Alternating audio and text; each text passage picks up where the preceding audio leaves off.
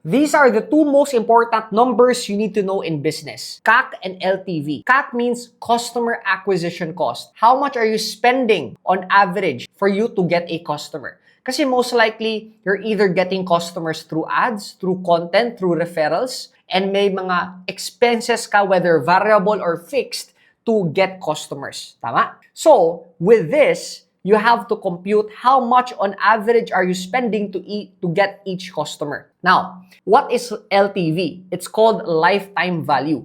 Meaning, on average, how much does each customer worth to you? For example, yung isang client kumain sa restaurant mo and 5 years na siyang kumakain at papalik-balik sa restaurant mo. So when you compute that, magkano yung kinita mo from that specific customer? Typically, the computation here is magkano yung total sales mo divided by ilan yung customers mo for a specific timeline.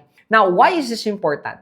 It's because if you're gonna sell your business in the future or you want to get investors, these are the two numbers they always ask, no? If you're familiar with Shark Tank, for example, no? So Shark Tank is a show in the US kung saan startup entrepreneurs pitch their ideas to the billionaires. And these billionaires typically ask, how much does it cost to acquire a customer and how much is a customer worth? Now, when you have these two numbers, it's basically math already.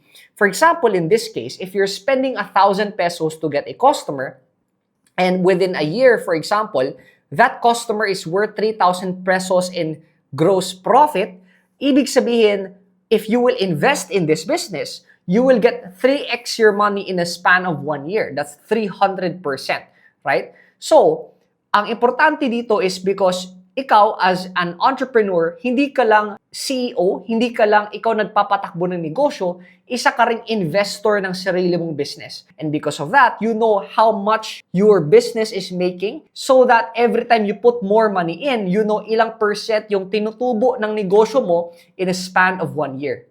This is Fibo Lim, and if you want to learn more about business, marketing, and sales, follow me for more.